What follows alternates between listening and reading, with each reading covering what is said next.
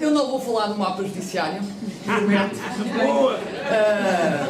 Sem prejuízo de ser uma grande preocupação da Ordem dos Advogados e de este mapa ter, enfim, feito exatamente o contrário daquilo que estava previsto. A Justiça não ficou mais célere, a Justiça não ficou mais eficiente, a Justiça seguramente não ficou mais próxima. Estou a ver aqui um conjunto de colegas que podem atestar que isso não aconteceu, mas não vim falar do mapa judiciário. Eu, quando vinha para aqui, vinha um pouco, vinha satisfeito, pensei assim, eu, se não me lembrar de nada, o professor Vera Cruz há de dizer alguma coisa e eu depois vou à boleia.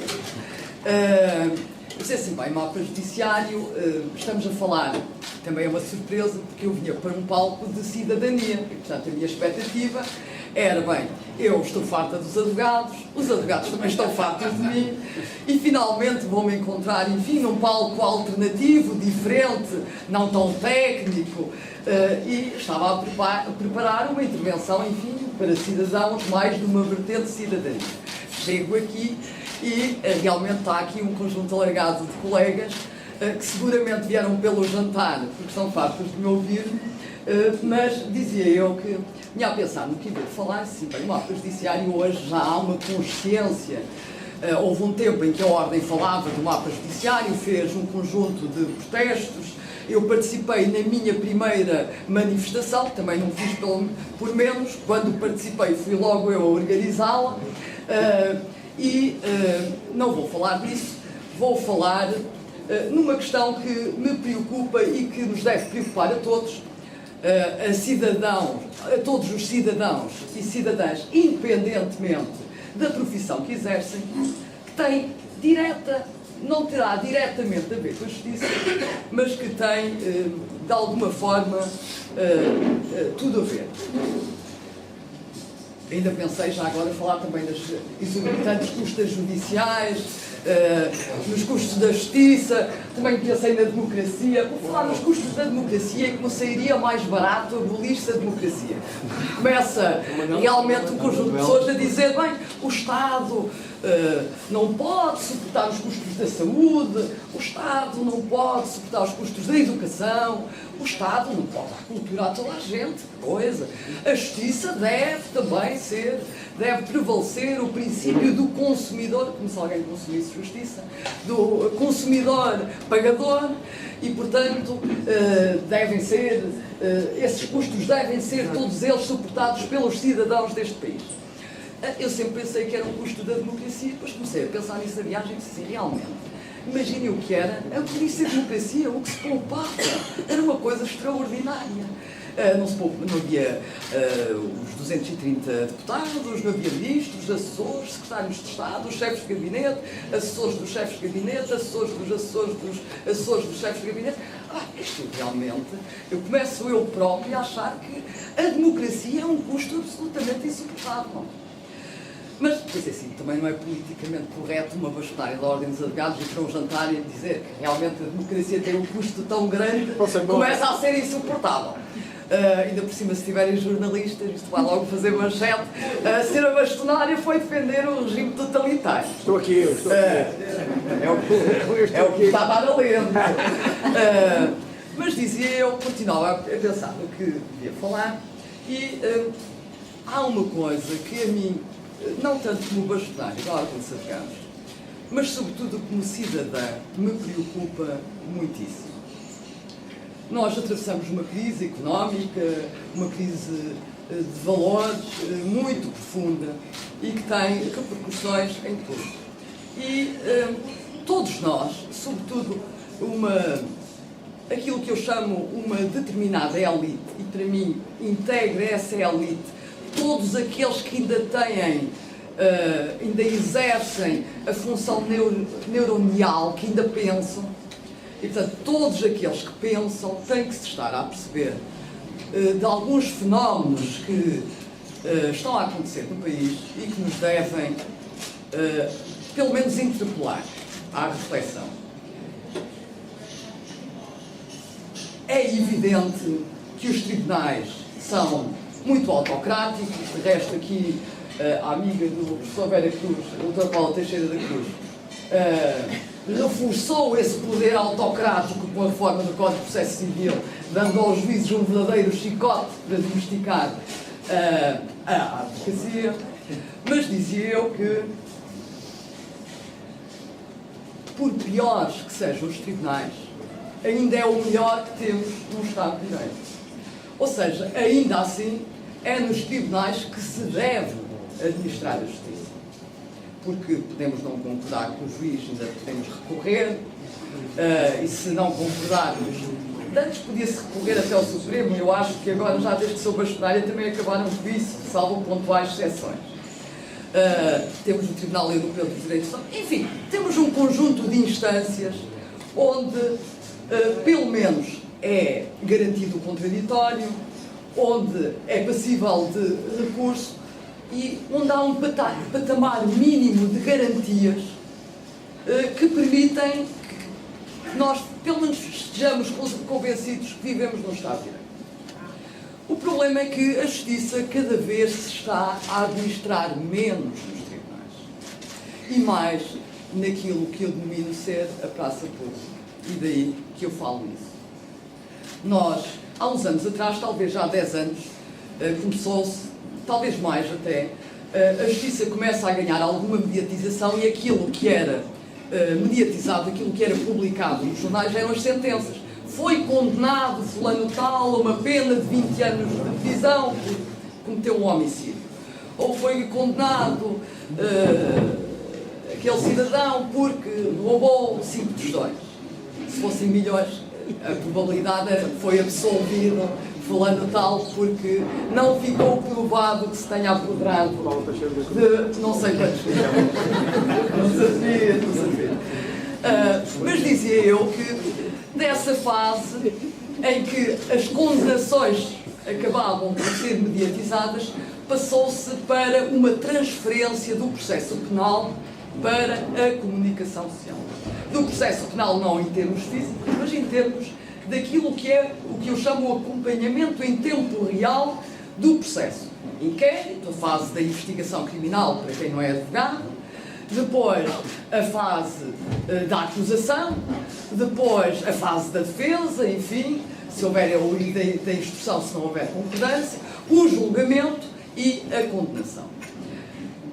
Isto é acompanhado em tempo real, ao ponto de o tempo real ser, neste momento, já a visualização de imagens de interrogatórios.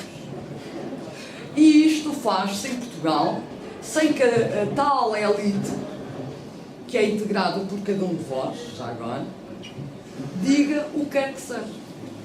Todos nós estamos quedados no mais profundo silêncio, uns porque têm medo de falar, outros porque não querem falar e outros porque são silenciados, porque eu falei isso numa televisão e não transmitiram. Foram a ouvir à ordem e eu estava toda contente, porque pensava, bem, agora vão transmitir o que eu disse e deve ter sido objeto de censura porque acabou, a minha reação acabou por não passar.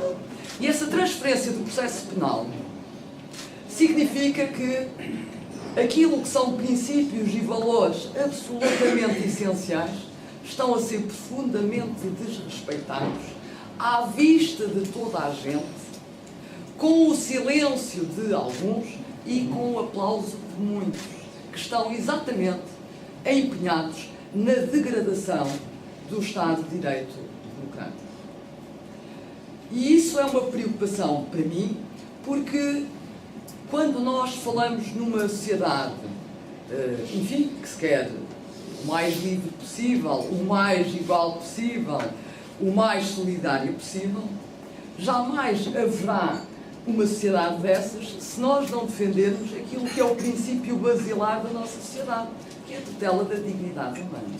E quando nós consentimos, nós todos, que haja violações reiteradas à dignidade da pessoa, porque não gostamos dela, porque é o engenheiro Sócrates, ele até merece, o tipo até parece que tinha 23 milhões, e portanto ele merece que seja triturado. Ou o Dr. Miguel Macedo, para haver aqui um certo equilíbrio em termos políticos, o Dr. Miguel Macedo, ele está metido nos vistos de golo, também é bom que vejam isto.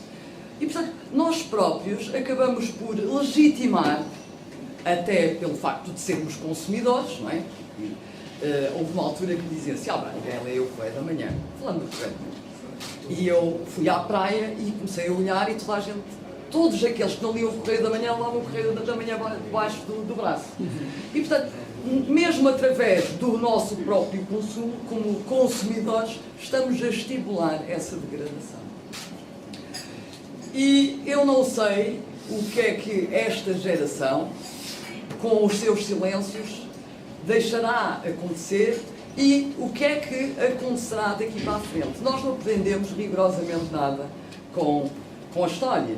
As crises, quando há miséria, e parece que, pelo menos os relatórios internacionais dizem que em Portugal há verdadeira miséria, quando há miséria proporciona-se esta degradação de valores. As pessoas estão infelizes, são miseráveis, enfim, na minha zona fala-se muito, há um provérbio que diz em casa em que não há pão, todos raiam, ninguém tem razão, e há realmente um sentimento quase persecutório, sanguinário, em que, de algum modo, a nossa infelicidade, digamos que é amortecida, se assim quiserem, pelo facto dos outros, e sobretudo os poderosos, também poderem lhes poder ser infligida alguma infelicidade.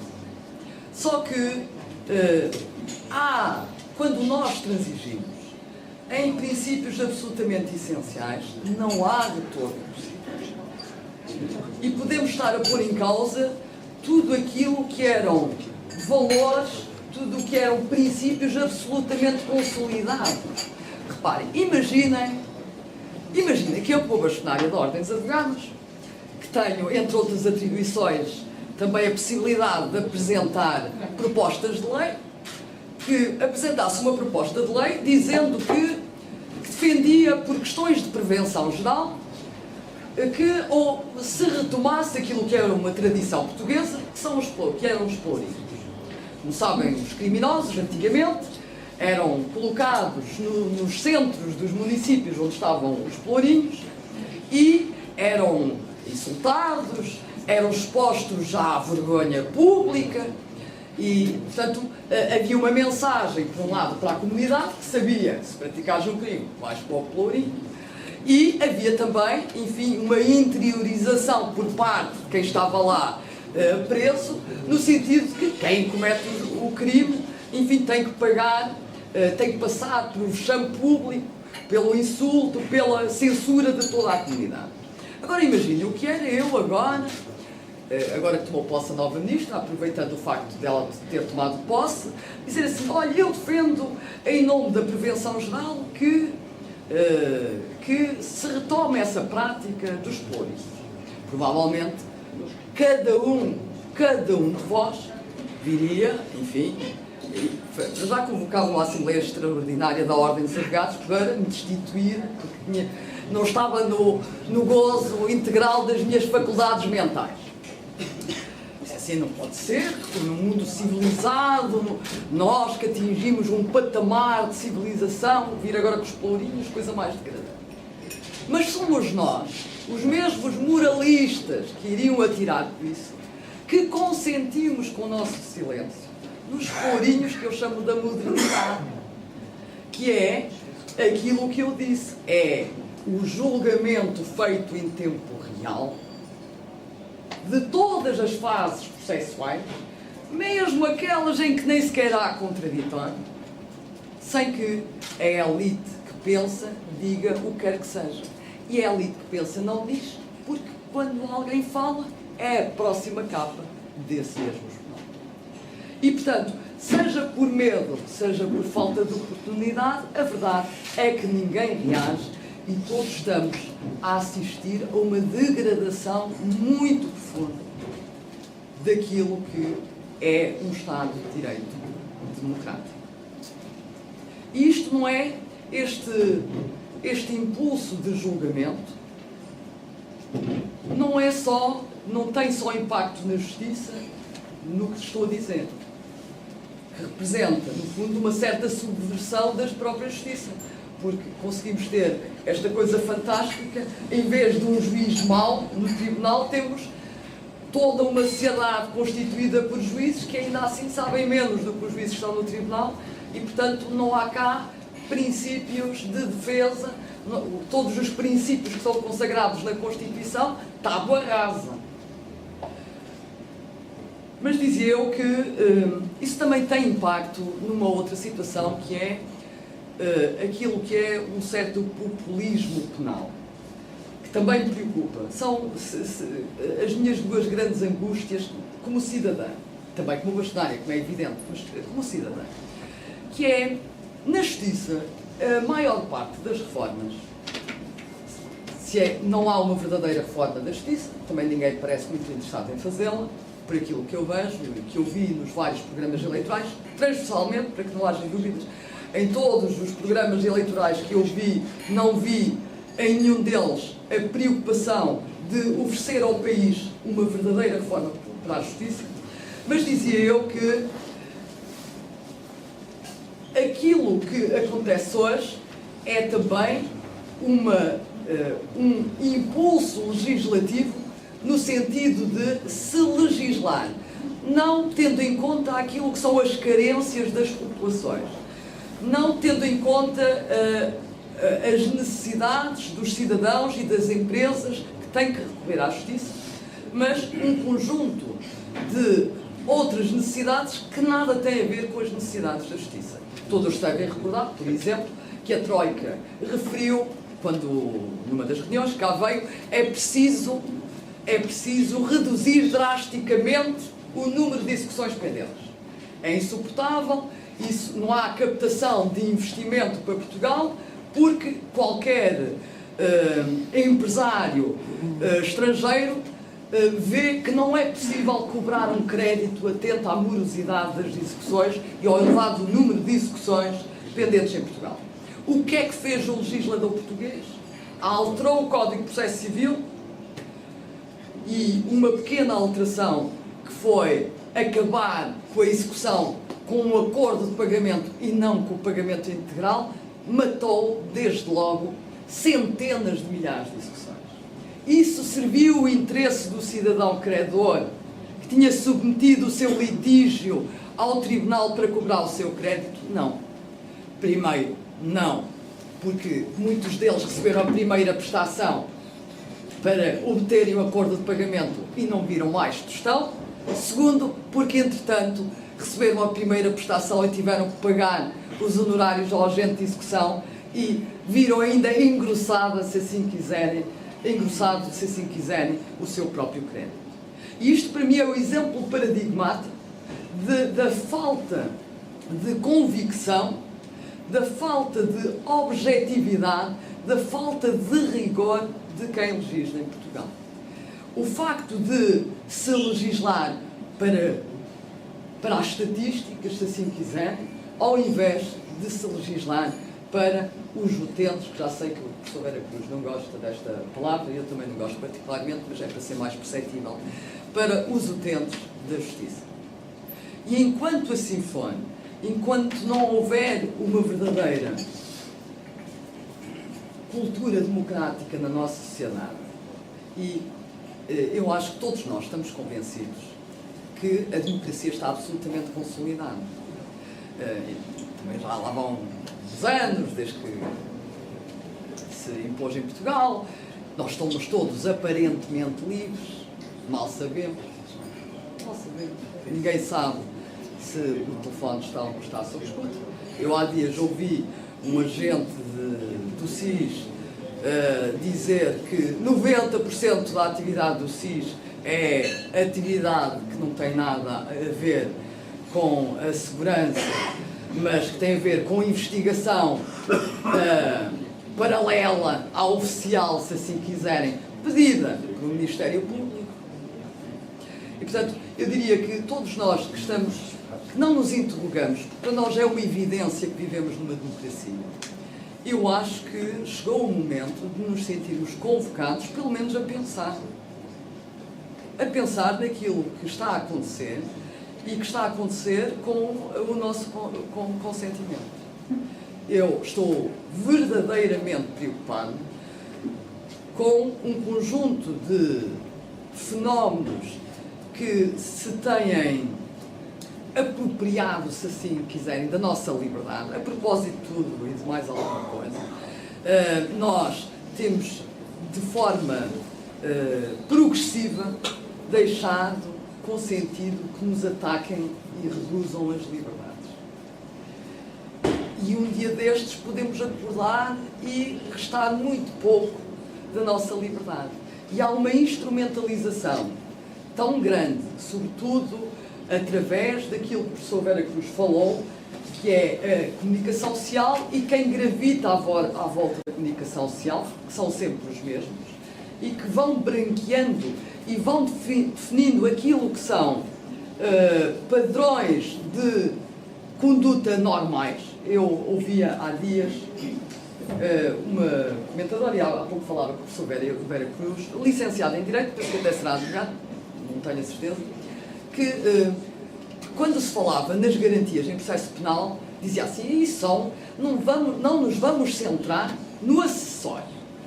O que é essencial é se cometeu o crime ou não. Eu pensei assim, isso legitimou em tempos, por exemplo, que se praticasse a tortura sobre arguidos. Porque o que interessava era descobrir a verdade. A forma como ela era descoberta era um pouco indiferente. E, portanto, nós estamos a caminhar para uma consciência coletiva que começa a achar normal que se descubra a verdade a qualquer custo. E isso é muito perigoso, porque isso representa o tal retrocesso que eu não gostava de ver na nossa sociedade. E quando é a tal elite que se permite o luxo de dizer isto no telejornal, é natural que quem não tenha a mesma formação ouça e interiorize esta mensagem.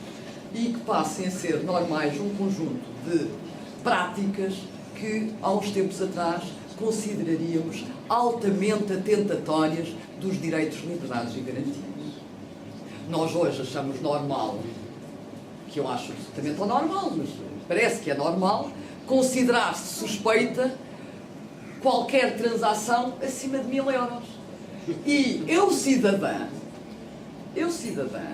se transferir mais de 1000 euros aqui para a conta do professor... Corrupção. Há um alarme que dispara porque é uma transação suspeita. E é. E, portanto, vejam o que é. Vejam o que é. Podia ser para aquele nosso projeto, aquele projeto comum em Bragança contra a interioridade. Estávamos tramados. E reparem, nós rimos disto, isto não tem graça nenhuma. Não tem graça nenhuma. Eu chegar a um banco e querer levantar mais de 15.000 euros e ser obrigada a justificar para que é que quero dinheiro. Mas o dinheiro não é meu. Eu não posso fazer do dinheiro o que quiser. Eu não o posso queimar. Senhora Bastonada, eu posso interromper? Não pode. Isto era um debate, ficamos os dois de pé. O problema é saber. O dinheiro é seu. Esse é que é o problema. Se o dinheiro for seu, a senhora dá-o a quem quer.